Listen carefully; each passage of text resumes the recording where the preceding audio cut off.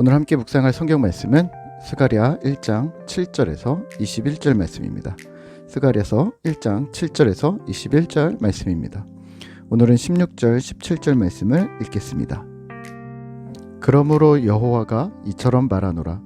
내가 불쌍히 여김으로 예루살렘에 돌아왔은즉 내 집이 그 가운데에 건축되리니 예루살렘 위에 먹줄이 쳐지리라. 만군의 여호와의 말이니라. 그가 다시 외쳐 이르기를 만군의 여호와의 말씀에 나의 성읍들이 넘치도록 다시 풍부할 것이라.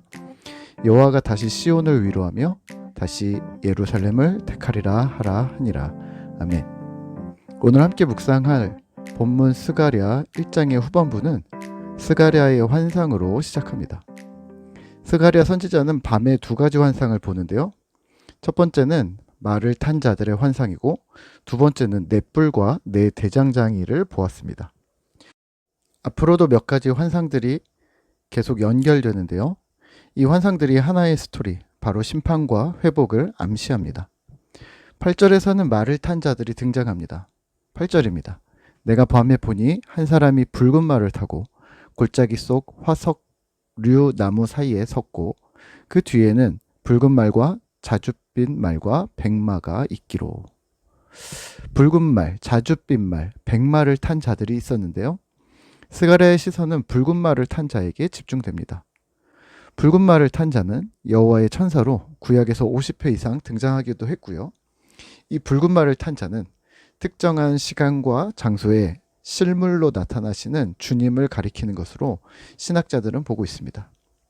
세 말 중에 주님이 리더이시고 나머지 흰말과 자줏빛 말은 천사로 보시면 되는데요. 이 부분이 마치 요한계시록에서 등장하는 말 탄 자들이 바로 이 부분과 연결된다고 보시면 흥미롭습니다. 구약 12선지서의 하나인 스가랴 말씀이 신약시대 사도 요한이 요한계시록에 인용했던 중요한 비유라는 것을 기억한다면 말이죠. 여튼 이 붉은 말을 탄 자, 주님은 화석류 나무 사이에 서 있었습니다. 붉은 말을 타고 화석류 나무 사이에 선 자에게 나머지 두 말 탄 자들이 땅의 상황을 보고합니다. 그리고 우리 주님은 하나님께 질문합니다. 12절과 13절입니다. 여호와의 천사가 대답하여 이르되 만군의 여호와여, 여호와께서 언제까지 예루살렘과 유다 성읍들을 불쌍히 여기지 아니하시려 하나이까? 이를 노하신 지 70년이 되었나이다 하매 여호와께서 내게 말하는 천사에게 선한 말씀, 위로하는 말씀으로 대답하시더라. 아멘. 환상 속에서 등장인물들이 여러 번 등장하고 있어서 어렵게 느끼실 수 있는데요. 이렇습니다. 천사들이 예수님께 보고했고 예수님은 하나님께 언제 이스라엘을 회복시키실 겁니까? 라고 물으시는 장면인 것이죠. 그리고 여호와 하나님은 위로의 말씀으로 대답하셨습니다. 14절입니다. 내게 말하는 천사가 내게 이르되 너는 외쳐 이르기를 만군의 여호와의 말씀에 내가 예루살렘을 위하여 시온을 위하여 크게 질투하며. 하나님 말씀하셨습니다. 내가 질투한다. 구약 성경에 질투라는 단어들이 여러 번 등장하는데요. 사실 이 단어는 원문에서는 두 가지 용법으로 사용합니다. 실제 질투하여 공격하겠다는 말로 사용도 되고요.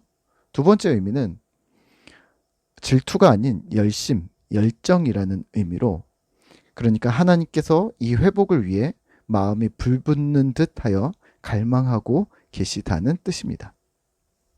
하나님은 이스라엘의 회복을 갈망하고 계시고 자신의 열정으로 반드시 이루시겠다는 확고한 약속입니다. 16절도 마찬가지입니다. 16절입니다. 그러므로 여호와가 이처럼 말하노라. 내가 불쌍히 여김으로 예루살렘에 돌아왔은즉 내 집이 그 가운데에 건축되리니 예루살렘 위에 먹줄이 쳐지리라. 만군의 여호와의 말이니라. 아멘. 먹줄이 쳐지리라. 먹줄 역시 질투와 같습니다. 부정적인 의미로 먹줄은 심판을 의미합니다. 경계를 정하겠고 이 기준에서 벗어나면 심판하겠다는 절대적인 기준을 말합니다. 하지만 긍정적인 의미로 먹줄은 건축을 위한 기본 작업, 이제 건축을 시작하기 위해 기준을 잡는다는 의미로 쓰입니다. 그러니까 먹줄의 두 번째 의미는 건축과 회복을 의미하는 것이죠. 하나님, 이스라엘의 회복이 언제입니까? 곧 먹줄이 쳐지리라. 이제 곧 회복시키겠다는 말입니다. 오늘 스가랴의 예언은 바벨론의 포로에서 돌아와 대략 16년이 지난 시점인데요. 이 시기가 에스라와 학개, 스가랴가 동시대였습니다. 당시 이스라엘은 70년의 포로 생활 이후 본국으로 돌아온 이스라엘인데요. 정치적으로는 안정을 찾아가고 있었는지 모르지만 민족적으로는 절망 상태였습니다. 예루살렘 성전은 멈춰버렸고, 성전은 재건축을 하다가 멈춰버렸고, 성벽은 폐허 상태였습니다. 백성들은 가난과 가뭄 등의 현실적인 문제들에 허덕이고 있었고요. 이런 상황에 스가랴는 하나님의 말씀을 이스라엘에 전하는데요. 이렇습니다. 첫째, 회개하라. 둘째, 곧 먹줄이 쳐지리라. 회개하며 하나님 백성이 되어 돌아오기를, 그러면 나는 너희 하나님이 되겠고 또 폐허가 된 이스라엘과 민족의 영혼에 먹줄, 회복을 주시겠다고 약속하십니다.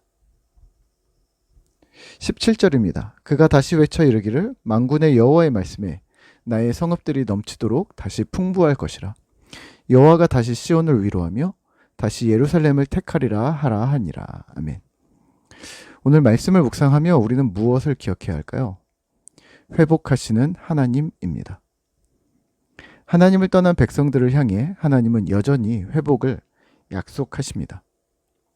회개하라는 메시지도 또 18절 이후로 언급되는 두 번째 환상, 4개의 뿔과 4명의 대장장이의 환상도 같은 맥락입니다. 하나님 떠나면 심판, 하나님께로 돌아오면 회복입니다. 우리는 무더운 8월을 지나며 날씨와 건강에 대한 인사가 일상이 되었습니다. 살아내기도 힘겨운 세상에 날씨까지 우리를 힘겹게 한다는 말인 거죠. 저 역시 아이고 더워를 입에 달고 사니까요. 여름엔 덥고 겨울엔 춥고 어떤 때는 어떻고 이래서 저렇고 이유가 많습니다. 하지만 성경은 한결같이 같은 말을 합니다. 하나님께로 돌아오라. 너는 내 백성이 되고 나는 너희의 하나님이 되리라. 하나님 백성의 자리를 지키시죠. 봄, 여름, 가을, 겨울 변함없이 같은 자리를 지켜내시죠. 이것이 신앙이 아닐까요? 여전히 같은 말을 하시는 하나님 앞에 같은 반응을 하는 부정적인 반응 말고 하나님께 대하여 긍정적 반응으로 일관하는 신실한 신자 되시기를. 이 신실이라는 단어가 의미하는 변함없이 여전히 한결같다는 의미의 부끄럽지 않은 신자 되시기를 간절히 기도하겠습니다.